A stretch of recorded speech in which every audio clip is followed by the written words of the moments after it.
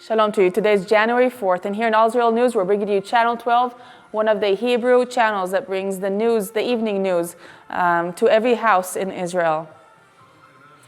Shalom and good evening. It is the 90th day of the war, and the stress between the two people that are managing it is very, very high. It is the Prime Minister, Benjamin Netanyahu, and the Minister of Defense, Yoav Gallant. Yes, they're speaking about how stressful it is between them, disputes and arguments, and the stress is at its peak. The reporter is reporting about the tough discussions they're having in the offices in the headquarters, and these discussions are in light of some reports that were reported on Channel 12 about them. When they were asked to respond about this, both of them somehow joined forces again and said, no, we are working together for the security of Israel. And the reporter is convinced it is not the case. Hasicha hakasha, the tough discussion, the tough conversation between Netanyahu and Gallant, the Prime Minister of Israel and the Minister of Defense. The next story is about the war cabinet that's meeting tonight, in this time right now, to discuss the day after the war in Gaza. The political reporter will bring the plan as Yoav Gallant, the Minister of Defense, brings it and publishes it. The reporter is criticizing the fact that it has been 90 days since the beginning of the war, and only now the plan of the day after is being published by the Minister of Defense. But the bottom line of the plan is this.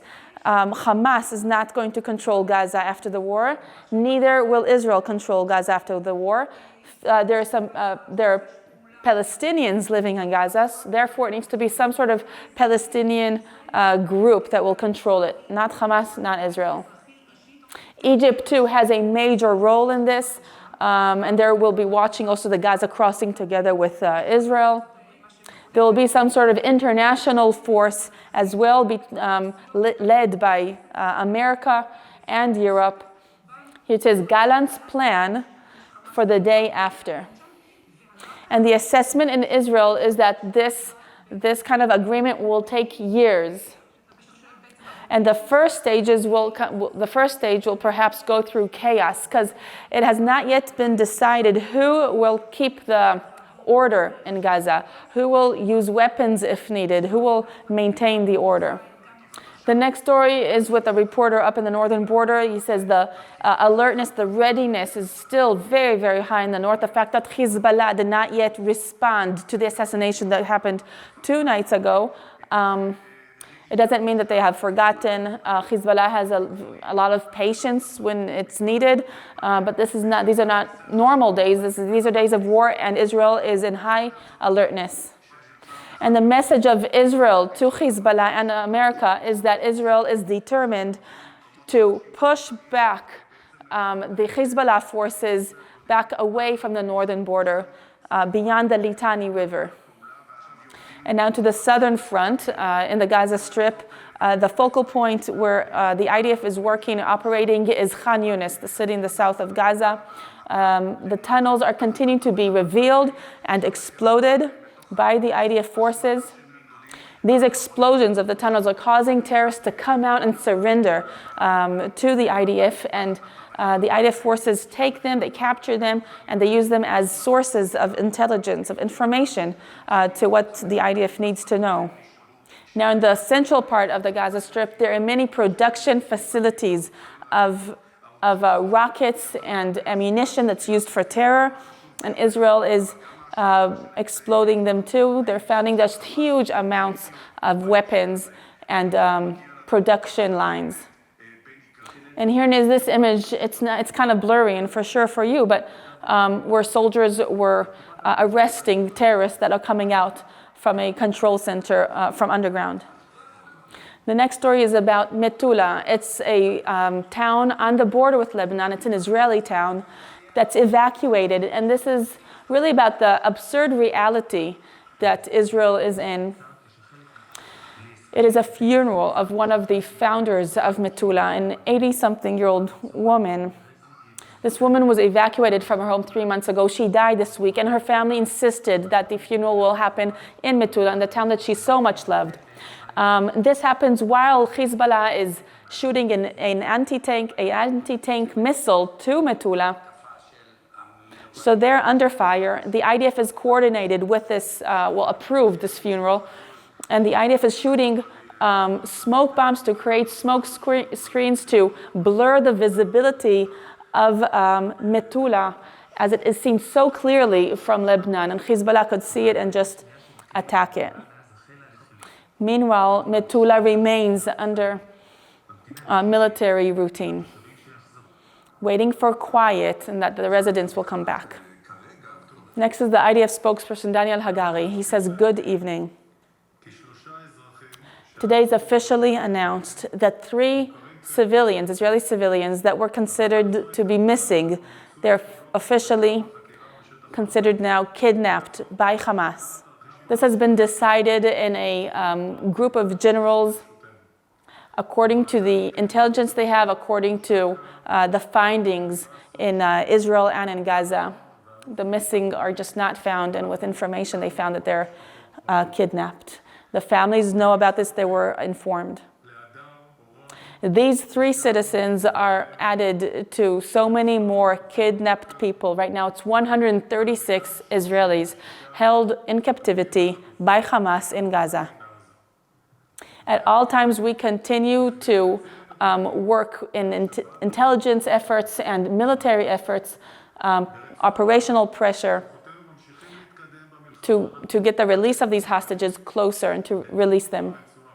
Since the beginning of the war, the IDF has completed over 40 operations also in Judea and Samaria against terrorists. We will respond to any threat that will come into Israel from every border. We have excellent aerial defense, and this is an opportunity to tell the reserve soldiers that are serving in the aerial defense, thank you, a big thank you. We are strengthening the defense of the aerial defense, but we are asking you to continue to follow the home front command orders. The main part of the news is over, and now we'll share with you the personal stories that they're sharing about the grandparents and their grief when they're losing grandchildren fighting in Gaza. This is Eitan, a grandfather of Shachar. Shachar was his firstborn grandchild, 22 years old. He turned 22 on October 6th. And on October 7th, he's serving on the tank unit. He was one of the first tanks that reacted in the war. And 10 days after fighting, he says how happy he was. He calls his parents and says how happy he is to fight. But a day later, he's killed.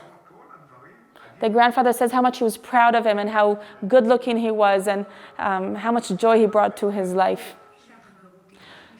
2 weeks later, another grandchild of Eitan and Ruti, the grandparents, gets severely injured and is rushed to the hospital. Matan's parents, which are Eitan and Ruti's children, do not tell Eitan and Ruti about this injury. They were afraid it would be too difficult. Grandpa Eitan agrees that would have been very difficult. He said we would have died if we heard that he's severely injured while they're waiting in the hospital.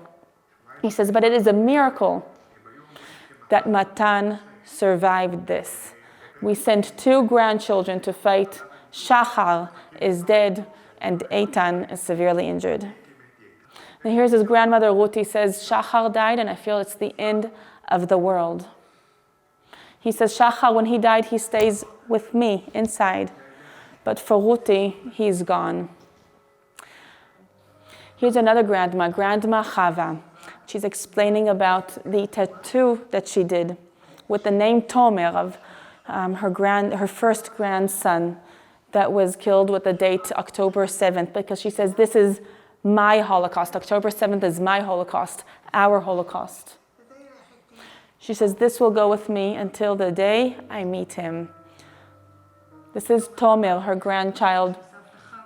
And Grandma Chava says that my life from then turned to be my life before Tomer and my life after Tomer. And she's speaking about how the grandmothers also need support, also need help. So these are hard stories to hear. It's harder to be these people that have lost so many loved ones. For more stories, go to All Israel News, subscribe to our YouTube channel, like this video if you liked it, and please share these stories with your friends and family out there so they can see the reality here in Israel. This is Rotem Magen for All Israel News.